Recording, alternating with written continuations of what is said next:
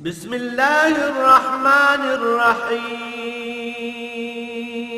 الرحمن علم القرآن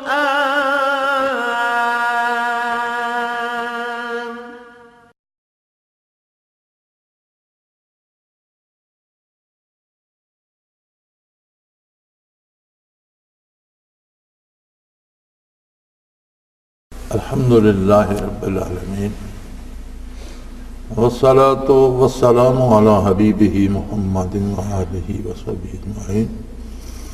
اعوذ باللہ من الشیطان الرجیم، بسم اللہ الرحمن الرحیم۔ یا ایھا الذین آمنوا اذکروا نعمت اللہ علیکم اذ ہم قوم ان یبسطوا الیکم ایدیہم فکف ایدیہم عنکم واتقوا اللہ وعلی اللہ فلیتوکل المؤمنون۔ اللہم سبحانک لا علم لنا الا ما علمتنا انک انت العلیم الحکیم۔ مولا صلی وسلم دائما ابدا علی حبیبک خیر الخلق کلہم۔ انسان کا مزاج بڑا عجیب ہے، اور یہ اللہ کی دی ہوئی نعمتوں کو تو بھول جاتا ہے، اور ذرا سی کہیں کبھی کوئی تکلیف آ جائے اس کا بڑا واویلا کرتا ہے، اور اسے ہمیشہ یاد بھی رکھتا ہے۔ جب کبھی بات ہو تو پھر بات دہراتا ہے۔ حلیۃ الاولیاء میں ایک ولی اللہ کا حال بیان کرتی وہ لکھتے ہیں کہ کوئی شخص ان کے پاس گیا اور اس نے کہا کہ میں بہت تہی دست ہوں، میرے پاس کچھ بھی نہیں ہے، اور فاقوں سے میں بھی، میرا خاندان بھی پریشان ہے، کرنے کو کوئی کام نہیں ملتا، پاس کوئی سرمایہ نہیں، کوئی ملازمت نہیں، کوئی کھیتی باڑی نہیں۔ انہوں نے بڑے اطمینان سے اس کی ساری بات سنی اور اسے فرمانے لگے کہ ایسا کرتے ہیں کہ تم یہ اپنی بینائی کی قوت مجھے دے دو تو میں 1,00,000 دینار کا تمہارے لیے اہتمام کر دیتا ہوں۔ آنکھیں مجھے دے دو، میں آنکھیں نکلوا لوں گا، 1,00,000 دینار لے لو۔ تو کہنے لگا حضرت میں اس 1,00,000 دینار کو کیا کروں گا کہ میں اپنی آنکھیں دے بیٹھوں، یہ تو کرنے والی بات تو نہیں ہے۔ تو فرمایا پھر زبان کاٹ کر دے دو۔ وہ بھی اس نے منظور نہیں کیا۔ فرمایا سماعت دے دو، ہاتھ دے دو، پاؤں دے دو۔ تو انہوں نے فرمایا کہ تم تو ایک ایک نعمت لاکھوں میں نہیں دے رہے، اس کا مطلب ہے کہ یہ ساری جمع کی جائیں تو تم تو ارب پتی ہو۔ تم کہتے ہو میں مفلس ہوں، میں فقیر ہوں۔ اللہ کی اتنی نعمتیں ہیں تمہارے پاس، اب بات صرف یہ ہے کہ ان کو استعمال کرنے کا جو اس نے حکم دیا ہے، جائز اور حلال طریقے سے اللہ کی دی ہوئی قوتوں کو استعمال کرو تو یہ فقر بھی ہٹ جائے گا۔ اور اگر تم یہ پکڑ کر بیٹھے رہے، اسی طرح نبی علیہ السلام کی خدمت میں ایک صحابی حاضر ہوئے کہ یا رسول اللہ بہت مفلس ہوں۔ آپ نے فرمایا کچھ تو تمہارے گھر میں ہوگا۔ کہنے لگا جی یا رسول اللہ صلی اللہ علیہ وسلم میرے گھر میں نہ ہونے کے برابر ہی ہے، کوئی ایک ہانڈی ہے، کچھ ایک توا ہے روٹیاں بنانے کے لیے، ایک برتن آٹا گوندھ، اس طرح 5-7 برتن ہیں، اس کے علاوہ کچھ نہیں۔ فرمایا وہی لے آؤ۔ وہ گئے اور وہ لے آئے۔ آپ صلی اللہ علیہ وسلم نے ایک صحابی کو وہ چیزیں دیں اور فرمایا یہ بازار میں بیچ آؤ۔ وہ غالباً کو 1.5 درہم کی یا اس کے قریب وہ بک گئی۔ تو فرمایا 1 درہم کی کلہاڑی اور آدھے درہم کی اسے رسی لے دو۔ وہ آ گئی، فرمایا یہ لے جاؤ، جنگل سے لکڑیاں کاٹ کر آؤ اور شام کو بیچ کر بچوں کے لیے خوراک لے لینا، کھانا لے لینا۔ حضور چاہتے تو بہت کچھ عطا بھی فرما سکتے تھے، لیکن آپ نے ان اعضاء و جوارح کو اللہ کی دی ہوئی استعداد کو استعمال کرنے کا سلیقہ سمجھایا۔ یہاں بھی اللہ کریم نے ایک عجیب احسان کا ذکر فرمایا ہے کہ اے ایمان والو، تم ذرا سوچو اس لمحے کو، اس بات کو کہ جب پوری دنیا میں ظلمت چھائی ہوئی تھی، اسی روئے زمین پر بڑی بڑی حکومتیں تھیں، شہنشاہ تھے، سلطنتیں تھیں، افواج تھیں، سالار تھے، جرنیل تھے، کہنے کو نام کو عدالتیں بھی بنی ہوئی تھیں، لیکن پوری دنیا پر نہ کوئی اللہ کا نام لیتا تھا اور نہ کسی فرد بشر کو انصاف مل رہا تھا۔ کہ اس حال میں آقا نامدار صلی اللہ علیہ وسلم مبعوث،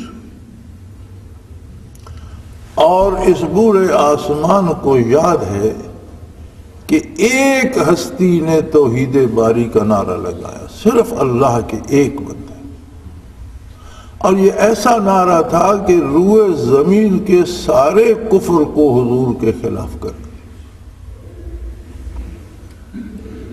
خواتین میں حضرت خدیجۃ الکبریٰ رضی اللہ تعالیٰ عنہ، مردوں میں ابو بکر صدیق رضی اللہ تعالیٰ عنہ، بچوں میں حضرت علی کرم اللہ وجہہ، بات سنتے ہی ایمان لے آئے، 1 سے 4 ہو گئے، 4 سے 5، 5 سے 10، یہ تعداد بڑھتی رہی۔ جوں جوں مسلمانوں کی تعداد بڑھی، مشرکین اور کفار کی سختیاں اور روکنے کی کوششیں بڑھتی گئیں، حتیٰ کہ ایک وقت آیا کہ حضور اکرم صلی اللہ علیہ وسلم کو اور آپ کے ساتھ جو لوگ ایمان لا چکے تھے شیب ابی طالب میں بند کر دیا گیا اور معاہدہ لکھ کر بیت اللہ پر لٹکا دیا گیا کہ کوئی شخص ان سے بات نہیں کرے گا، لین دین نہیں کرے گا، کوئی غلے کا دانہ، کوئی پانی کا قطرہ انہیں نہیں دے گا۔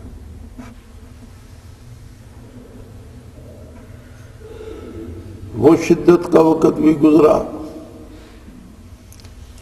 پھر مکہ مکرمہ کی سرزمین اہل ایمان کے لیے تنگ کر دی گئی، دنیا کا کوئی ایسا ظلم نہیں جو ان پر روا نہ رکھا گیا۔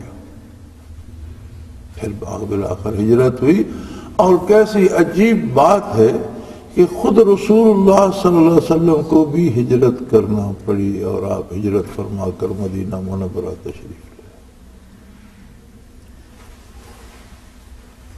اللہ کریم نے کامیابی دینی تھی، اور مدینہ منورہ آ کر بھی اللہ کی مدد شامل حال ہوئی اور اسلام اور مسلمان کامیاب ہوئے، تو اللہ کریم وہیں یہ کامیابی دے دیتے، اور وہیں حرم کعبہ بھی تھا، وہیں حرم رسول بھی ہوتا، تو پھر کون ثانی ہوتا مکہ مکرمہ کی سرزمین کا اور اس شہر کا۔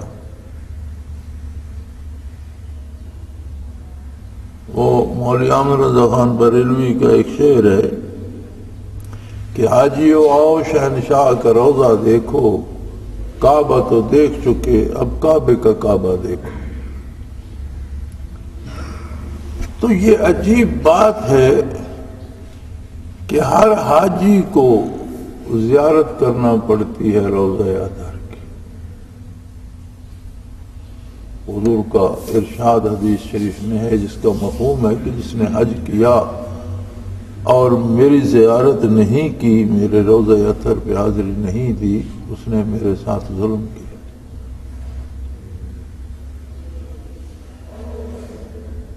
تو کتنا نور لنا نور ہوتا۔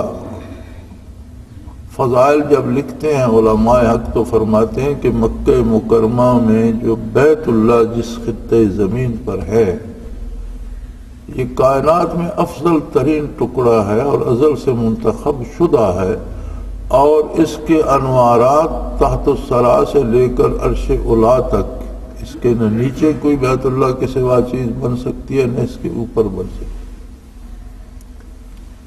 لیکن فضیلت میں مدینہ منورہ روضہ اطہر کی وہ زمین جو محمد الرسول اللہ صلی اللہ علیہ وسلم کے وجود عالی سے مس ہو رہی ہے، وہ بیت اللہ سے افضل ہے۔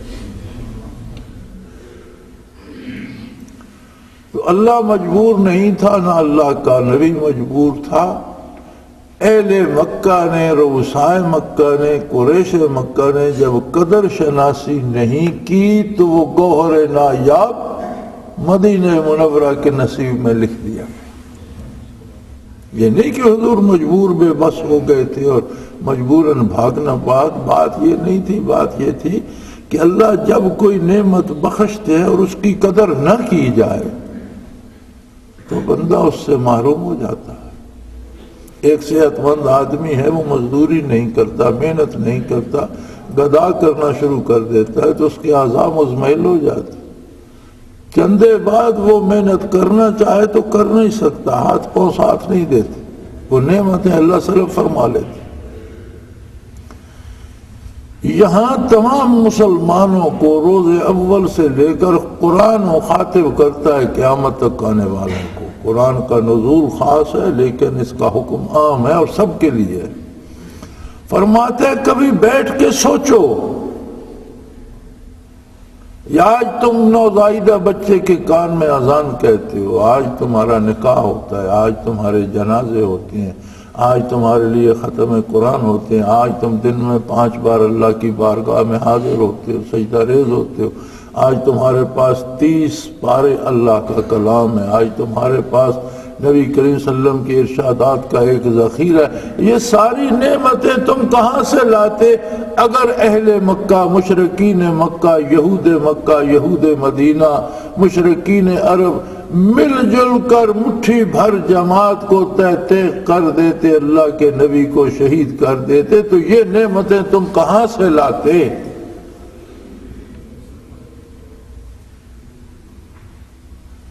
یا ایھا الذین آمنوا اذکروا نعمت اللہ علیکم، اللہ کے اس انعام کو یاد کرو۔ یہ ایک انعام اتنا بڑا ہے کہ ساری عمر بندہ سر و سجود رہے، کوئی دوسرا کام نہ کرے، پھر بھی اس کا شکر ادا نہیں کر سکتا۔ ہمیں تو ایمان وراثت میں مل گیا۔ حضرت رحمۃ اللہ تعالی علیہ فرماتے ہیں ایک چیز کی ہوتی ہے صورت اور ایک اس کی حقیقت ہوتی ہے۔ صورت کچھ بھی ہو سکتی ہے، حقیقت کچھ اور ہو سکتی ہے۔ صورت ایک خوبصورت پھل نظر آتا ہے، حقیقت میں وہ تلخ ہوتا ہے، کھانے پہ پتہ چلتا ہے۔ ایک خوبصورت نظر آتا ہے لیکن حقیقتاً وہ سانپ ہوتا ہے، ڈس لیتا ہے، موت واقع ہو جاتی ہے۔ بظاہر بڑا چمکیلا خوش رنگ ہوتا ہے۔ تو حضرت فرماتے ہیں ایمان کی بھی ایک صورت ہے اور یہ صورت ہمیں وراثت میں مل گئی۔ کلمہ پڑھ لیا، مسلمان ہو گئے، نکاح ہوا، شادی ہوئی، کبھی کبھی نماز بھی پڑھ لی، کوئی روزہ رکھ لیا، کبھی حج کر لیا، کبھی کچھ نیکی کر لی، کوئی برائی۔ تو فرماتے ہیں نجات کے لیے تو صورت اسلام، یہ ایمان بھی ناجی ہے۔ اللہ رحم فرمائے، خطاؤں سے درگزر فرمائے تو ایمان اس کے پاس ہے، اس کی نجات ہو سکتی ہے۔ لیکن ایک درجہ اور ہوتا ہے ایمان کا، وہ فرماتے ہیں وہ استدلالی ہوتا ہے۔ یہ تو تقلیدی ہے نا کہ ماں باپ مسلمان تھے، ہم نے ان کی تقلید کی، مسلمان ہو گئے۔ اس سے آگے ایک استدلالی ہوتا ہے کہ بندہ کچھ دلائل میں بحث کرتا ہے اور دلائل سے ثابت کرتا ہے کہ جس راستے پر میں ہوں یہ حق ہے۔ حضرت بیان فرما رہے تھے، منارہ اجتماع تھا، سکول میں ہمارے اجتماعات ہوا کرتے تھے، دارالفان پانا نہیں تھا، تو آپ نے مثال دی تھی کہ استدلال یہ ہے کہ یہاں آ کر کوئی خبر دے کہ اڈے پر ڈپٹی کمشنر آیا ہوا ہے، تو تقلیدی یہ ہے کہ وہ فوراً بندہ مان لے، ہاں اس نے کہا ہے، میں نے مان لیا آیا ہوا۔ استدلالی یہ ہے کہ وہ بندہ مکان کے اوپر چڑھے، دیکھے ہاں وہاں لوگ بھی جمع ہیں، پولیس بھی آئی ہوئی ہے، کاریں کھڑی ہیں، کہ اس کے پاس دلائل آگے وہ کہ ہاں ٹھیک ہے آیا ہوا ہے، یہ استدلالی ہے۔ لیکن ایک ایمان ہوتا ہے حقیقی، اور وہ اللہ کے بندوں کو اور اللہ کے ذاکرین کو اور صاحب حال لوگوں کو نصیب ہوتا ہے۔ وہ یہ ہوتا ہے کہ اللہ انہیں دکھا دیتا ہے کہ حقیقت کیا ہے۔ حقیقت ایمان یہ ہوتی ہے جو وہ لوگ دل کی آنکھوں سے دیکھ لیتے ہیں، نبی کریم صلی اللہ علیہ وسلم کی زیارت کرتے ہیں، ملائکہ کو دیکھتے ہیں، برزخ کو دیکھتے ہیں، جنت دوزخ کو دیکھتے ہیں۔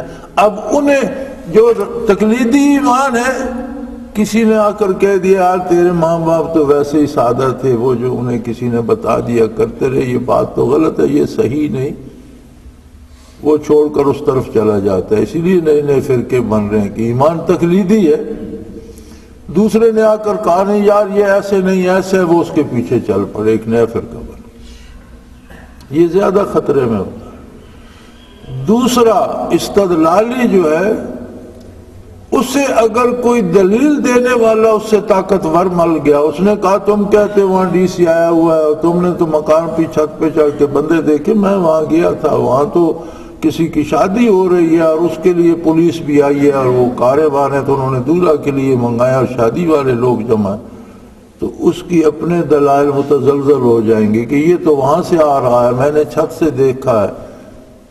وہ ایمان استدلالی بھی اتنی ہی قوت رکھتا ہے کہ مخالف اگر دلیل میں غالب آ جائے تو وہ بھی ہے، لیکن حقیقت ایمان جسے نصیب ہوا اسے کوئی کیا دلیل دے گا اور اس کا کیا بگاڑے گا؟ تو فرماتے ہیں کہ ایمان کی حقیقت کو پانا چاہیے۔ یہاں یہی بات اللہ کریم نے فرمائی ہے کہ یہ نعمتیں، یہ حقیقت ایمان تم کہاں سے پاتے، تمہیں اللہ کا تصور کہاں سے ملتا، اس کی ذات کی بات کون کرتا، اس کی صفات تمہیں کون سمجھاتا، تمہیں حلال و حرام کون بتاتا، پاک اور ناپاک کون بتاتا، کیسے بتاتا کہ مٹھی بھر تو جان نثار تھے محمد رسول اللہ صلی اللہ علیہ وسلم کے ساتھ، مشرکین مکہ پہلے خلاف ہوئے، پھر یہود ساتھ شامل ہو گئے، پھر ساتھ مشرکین عرب شامل ہو گئے، اور اس کے بعد کیسر اور کسرا بھی چڑھ دوڑے، دنیا کی جو سپر پاور اس زمانے میں تھی نام نہاد، وہ بھی چڑھ دوڑی کہ اس مٹھی بھر جماعت کا نشان مٹا دو۔ فرمایا یا ایھا الذین آمنوا اذکروا نعمت اللہ علیکم اذ ہم قوم ان یبسطوا الیکم ایدیہم، جب لوگوں نے کہا کہ ان پر ہم اپنے ہاتھ صاف کرتے ہیں اور ان کا نام و نشان مٹا دیں، فکف ایدیہم عنکم، اللہ نے انہیں یہ توفیق نہیں بخشی، ان کے ہاتھ روک دیے، وہ مسلمانوں کا کچھ نہیں بگاڑ سکتے۔ جب بھی شکست ہوئی کفر و شرک کو ہوئی، اسلام کو نہیں ہوئی، اسلام کا کچھ نہیں بگاڑ سکتے۔ اگر مکہ مکرمہ میں انہوں نے سختیاں کی تو اہل مدینہ سفر کر کے گئے سینکڑوں میل، اور جا کر بارگاہ اقدس میں عرض کی حضور ہمارے ہاں تشریف لائیے۔ نبی کریم صلی اللہ علیہ وسلم نے فرمایا، بیت عقبہ کے حالات اگر پڑھیں تو پتہ چلتا ہے، حضور نے فرمایا مجھے دعوت تو دے رہے ہو کہ مدینہ تشریف لے آؤ، میں وہاں آ تو جاؤں، جلوہ افروز تو ہو جاؤں، لیکن جانتے ہو میرے آنے سے کیا ہوگا؟ تو جو وفد تھا انصار کا، انہوں نے عرض کی ہم جانتے ہیں یا رسول اللہ، یہ جو ظاہری دنیا ہے یہ ساری ہمارے خلاف ہو جائے گی، حکومتیں ہم سے بگڑ جائیں گی، قبائل ہمارے خلاف ہو جائیں گے، مشرکین اور کفار ہمارے خلاف ہو جائیں گے، یہود اور نصارہ ہمارے خلاف ہو جائیں گے، اور یہ دنیا کی بڑی بڑی عظیم سلطنتیں کیسر و کسرا چڑھ دوڑیں گی۔ فرمایا پھر؟ انہوں نے کہا یا رسول اللہ ہم جانیں قربان کریں گے، مال قربان کریں گے، ہم بیٹے ذبح کرائیں گے، آپ کی ذات پر نچھاور کر دے گی اور یہ ساری مخالفت کا بوجھ اٹھا لیں گے۔ فرمایا اب میں تمہارے پاس ہوں۔ بیت عقبہ میں یہ باتیں طے ہوئی، اس لیے روضہ عطر مدینہ منورہ میں ہے کہ مکے والے کہہ رہے تھے کہ یہ مصیبت ہے اسے ختم کرو، مدینے والے کہہ رہے تھے یہی تو نعمت ہے، اللہ ہمارے دامن میں بھر دے۔ اللہ نے روضہ عطر وہاں بنا دیا۔ غزوہ حنین میں جب غنیمت تقسیم ہوئی تو حضور صلی اللہ علیہ وسلم نے 9 مسلم جو تھے اور نئے قبائل جو تھے ان کو زیادہ دیا، تو انصار مدینہ میں سے کسی نے یہ بات عرض کر دی کہ یا رسول اللہ ہماری تلواروں سے اہل حنین کا خون اور قریش کا خون ٹپک رہا ہے اور غنیمت لینے والے یہ آ گئے، تو آپ نے فرمایا کہ کیا تم یہ نہیں چاہتے کہ دنیا کا مال و دولت لوگ لے جائیں اور اللہ کے رسول کو تم اپنے ساتھ مدینہ لے جاؤ؟ انہوں نے کیا یا رسول اللہ ہم راضی، ہمارے لیے یہ بہت بڑی دولت ہے، ہم اس پہ راضی۔ اسی لیے آج بھی روضہ اطہر مدینہ منورہ پہ نور افشانی کر رہا ہے۔ اللہ کریم یاد دلا رہے ہیں کہ آج تمہیں نمازیں بھاری لگتی ہیں، آج تمہیں روزے بوجھ لگتے ہیں، آج تم سچ بولنا نہیں چاہتے، آج تم حرام لینا چاہتے ہو، رشوتیں کھانا چاہتے ہو، چوری کرنا چاہتے ہو، دغے سے پیسہ کمانا چاہتے ہو، آج تمہیں اسلام کا کوئی احساس نہیں ہے۔ جانتے بھی ہو اسلام کس طرح اللہ نے مسلمانوں کی حفاظت کی اور کتنے کٹھن مرحلوں سے گزر کر، جانیں دے کر، اولادیں دے کر، گھر دے کر، مہاجر بن کر تم تک اللہ کے رسول کا پیغام پہنچانے والوں نے کس مشکل میں، اور اللہ کا کتنا احسان ہے تم لوگوں پر کہ ان کی اللہ نے حفاظت فرمائی اور دین تم تک پہنچنے کا سبب وہ بنے۔ لیکن یہ باتیں وہ کب سمجھیں گے جو ان مسلمانوں پر اعتراض کرتے ہیں، خود کو مسلمان ثابت کرتے ہیں اور ان پر اعتراض کرتے ہیں۔ یہ زمانہ بھی دیکھنا تھا ہم نے، ایسے لوگوں کو بھی دیکھنا تھا، اور اس وقت کو یہ باتیں بھی سننا تھی۔ کیسی عجیب بات ہے۔ بہرحال قرآن کریم فرماتا ہے کہ اے محمد الرسول اللہ کا کلمہ پڑھنے والو، اسلام تم تک آسانی سے نہیں پہنچا۔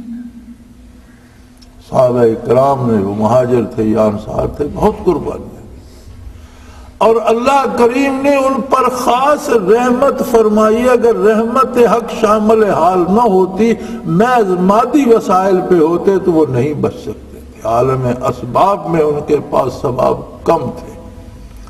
اللہ کا نبی جب مبعوث ہوتا ہے تو محض اللہ کی طاقت پہ ہوتا ہے، اور اس کے پاس قوت صرف معجزات الہی کی ہوتی ہے، اس کے پاس کوئی دنیا کا مال و اسباب، کوئی لو لشکر، کوئی فوج، کوئی طاقت، کچھ نہیں ہوتا۔ رحمت الہی سے کائنات کو مسخر فرمایا محمد الرسول اللہ صلی اللہ علیہ وسلم نے، اور صحابہ نے جانیں دی، گھر بار لوٹا دی۔ یہ کہنا آسان تھا کہ آپ تشریف تو لے آئیں یا رسول اللہ، ہم جانتے ہیں کہ ساری دنیا ہمارے خلاف ہو جائے گی، ہم جانیں دیں گے، ہم بچے نچھاور کر دیں گے، گھر لٹوا دیں گے، آپ کی حفاظت کا حق ادا کریں۔ فرمایا اے کلمہ پڑھنے والو، اللہ کی نعمتوں کو اندازہ تو کرو۔ آج وہ امانت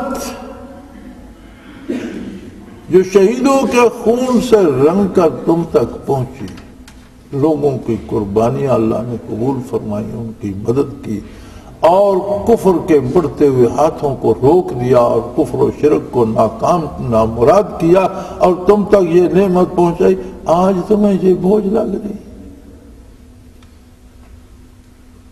کتنی عجیب بات ہے کہ نبی کریم صلی اللہ علیہ وسلم نے بارگاہ الہی کا دروازہ کھول دیا، اور امیروں کے لیے نہیں، رئیسوں کے لیے نہیں، علماء کے لیے نہیں، پیروں کے لیے نہیں، ہر کلمہ گو کے لیے، خواہ اس کی بات کوئی باہر سنتا ہے یا نہیں، وضو کرے اور مسجد میں آ کے اللہ کے حضور کھڑا ہو جائے، زمین پہ جہاں چاہے کھڑا ہو جائے، اللہ کی نماز ادا کرے، براہ راست اللہ سے گفتگو، فَإِنَّهُ يُنَاجِي رَبَّهُ، براہ راست اللہ سے شرف ہم کلامی حاصل کرے۔ اتنی بڑی نعمت آج تم پر بوجھ ہو گئی۔ آج رفاقت پیغمبر صلی اللہ علیہ وسلم تم پر بوجھ ہو گئی ہے۔ فرمایا کچھ حیا کرو، اللہ کی نعمتوں کا کوئی اندازہ تو کرو۔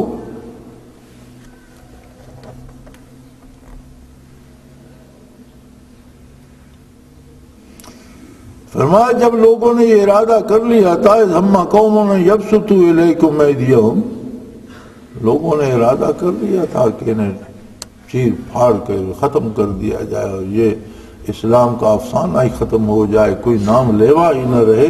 فَكَفَّ أَيْدِيَهُمْ عَنْكُمْ، اللہ نے ان کے بڑھتے ہوئے ہاتھوں کو تم سے روک دیا۔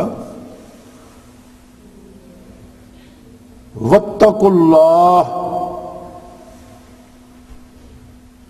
فرمایا یہ ساری بات اگر سوچو تو نتیجہ یہ نکلے گا کہ تمہیں اب اللہ سے بات بنا کر رکھیں، ایک اس نعمت کا شکر تم ادا نہیں کر سکتے، لہذا تمہیں اللہ سے بات بنا کر رکھنی چاہیے، اللہ کو یاد کرنا چاہیے، اس کا شکر ادا کرنا چاہیے، حلال کمانا چاہیے، جھوٹ سے، ظلم سے، زیادتی سے بچنا چاہیے۔ وَعَلَى اللَّهِ فَلْيَتَوَكَّلِ الْمُؤْمِنُونَ، اور یاد رکھو ایمان کی دلیل یہ ہے کہ مومن اللہ پہ بھروسہ کرتا ہے، احکام الہی کے خلاف کسی لالچ میں نہیں پڑتا کہ یہ چوری کر لوں، یہ جھوٹ بول لوں، اسے قتل کر دوں، اس کی جائیداد لے لوں، اس کا گھر لوٹ لوں، نہیں، وہ اللہ کی عبادت کرتا ہے، جائز اور حلال وسائل استعمال کرتا ہے، اور جو مل جائے اس پہ اللہ کا شکر ادا کرتا ہے۔ جو اللہ پہ جرم وہی کرتا ہے جس کا بھروسہ اللہ پہ نہیں ہوتا، حرام وہی لیتا ہے جسے اللہ پہ اعتماد نہیں ہوتا، جھوٹ وہی بولتا ہے جسے اللہ پہ اعتماد نہیں ہوتا، جرم وہی کرتا ہے جو اللہ پہ بھروسہ نہیں کرتا۔ تو فرمایا یہ اللہ پہ بھروسہ اور توکل علی اللہ یہ ہے کہ یہ دلیل ہے ایمان کی، اور اگر اللہ پہ بھروسہ نہیں ہے تو اس کے ایمان کا کوئی بھروسہ نہیں ہے۔ سو زندگی تھوڑی سی ہے، جس نے بڑے مرغن کھانے کھائے رات اس کی بھی گزر جاتی ہے، اور جو روکھی روٹی کھا کے پانی پی لیتے ہیں شب اس کی بھی بسر ہو جاتی ہے۔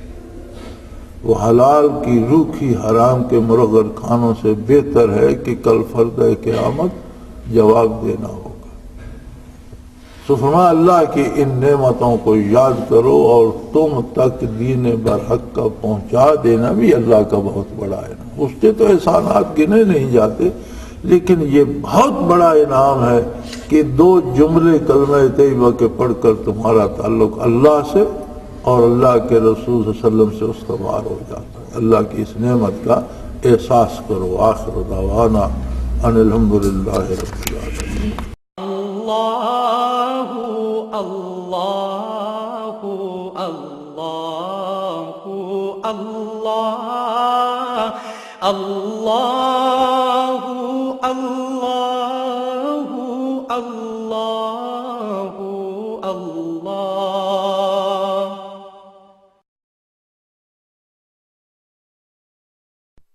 حضرت امیر محمد اکرم آبان مد ذلہ العالی دارالعرفان منارہ ضلع چکوال میں سالہ سال سے قرآن و حدیث کے اوپر خطابات کر رہے ہیں، اور سلسلہ نقشبندیہ اویسیہ کے مطابق لوگوں کو ذکر الہی کی تربیت دے رہے ہیں۔ وہ قرآن پاک کی تفسیر ترتیب وار بیان کر رہے ہیں۔ تفسیر قرآن کو وہ موجودہ ملکی اور بین الاقوامی حالات کے مطابق بیان کرتے ہیں۔ موٹر وے سے کلر کہار کے انٹرچینج سے نکلتے ہوئے، کلر کہار کی جھیل سے ہوتے ہوئے، میانی، بوچھال اور نور پور سے گزرتے ہوئے دارالعرفان منارہ پہنچ سکتے ہیں۔